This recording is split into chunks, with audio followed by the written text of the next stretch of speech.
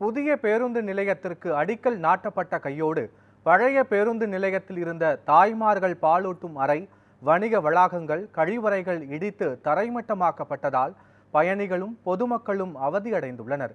எங்கே நடந்தது என்பதை விரிவாக பார்க்கலாம் இந்த செய்தி தொகுப்பில்.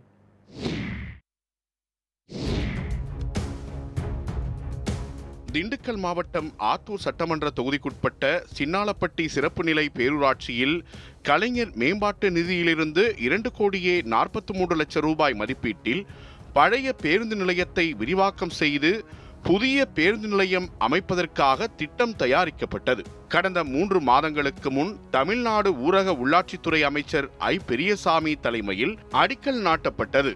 அடிக்கல் நாட்டப்பட்ட அடுத்த கணமே பேருந்து நிலையத்தில் இருந்த தாய்மார்கள் பாலூட்டும் அறை, 2 கழிவறை வளாகங்கள் மற்றும் பேருந்து நிலையத்தில் இருந்த வணிக வளாக கட்டிடங்கள் ஆகியவற்றை ஜேசிபி இயந்திரம் மூலம் இடித்து அப்புறப்படுத்தினர். ஆனால் அடிக்கல் நாட்டி பல மாதங்கள் ஆகியும் பேருந்து நிலையத்திற்கான எந்த வேலையும் தொடங்கப்படவில்லை.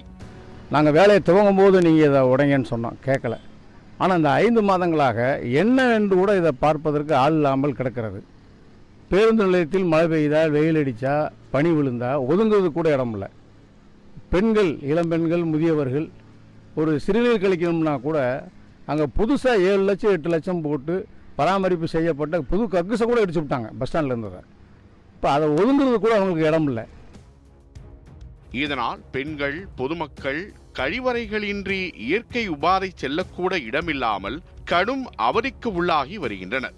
தற்போது தொடர் மழை பெய்து வருவதால் பேருந்திற்காக காத்திருக்கும் பயணிகள் மழையில் நனைந்து கொண்டே வந்து செல்கின்றனர். பேருந்து நிலைய வளாகத்தில் கட்டிடங்கள் ஏதுமில்லாததால் மரத்தடியிலும் காந்தி சிலையின் பக்கவாட்டிலும் பெண்களும் பயணிகளும் அமரும் அவல நிலை ஏற்பட்டுள்ளது. மக்கள் இருக்கிறதுக்கு முன்னாடி வர யாராவது உட்கார்றதுக்கு இடம் இருந்துச்சு, இப்போ அதுவும் கிடையாது.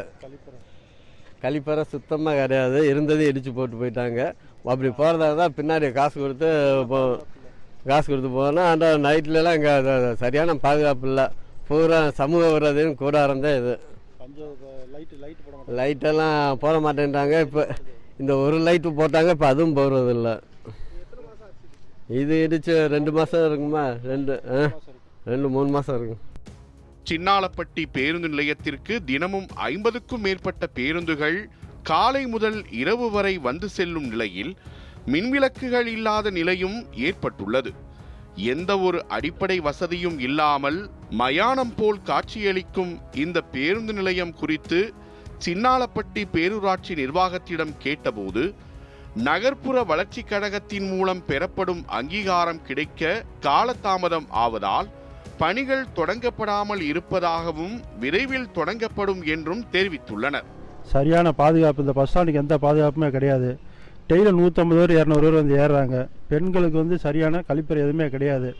சாயங்காலத்தில் வந்து பஞ்சாயத்து போட்டிலேருந்து எந்த லைட்டுமே போகிறதே கிடையாது. இப்போ ஏதோ டிரைவருக்குனால ஒரு பெண்கள் எங்கள் பாதுகாப்பில் அப்படியே போய்கிட்டு இருக்காங்க. இது பஸ் ஸ்டாண்டு மாதிரியே இல்லை, இது சுடுகாடு மாதிரியே கிடக்குது. எங்களுக்கு ஒரு வண்டி நிறுத்த ஒரு இடம் எதுவுமே கிடையாது. ஒரு குடிக்க ஒரு தண்ணி வசதியும் கிடையாது. அவன் தண்ணியை போட்டு தாராள் பின்னிட்டு போகிறேன் பஸ் ஸ்டாண்டில் எனவே போர்க்கால அடிப்படையில் பொதுமக்களின் நிலை அறிந்து உடனடியாக பேருந்து நிலைய வளாக பகுதியில் கட்டுமான பணிகளை தொடங்க வேண்டும். முதலில் பயணிகள் அமர்வதற்கான சிறிய இருக்கைகள் மற்றும் பயணிகள் பயன்படுத்தக்கூடிய கழிவறைகளை அமைக்க வேண்டும் என்பதே பலரது கோரிக்கையாக உள்ளது. நியூஸ் 7 தமிழ் செய்திகளுக்காக திண்டுக்கல் செய்தியாளர் செந்தில் முத்து.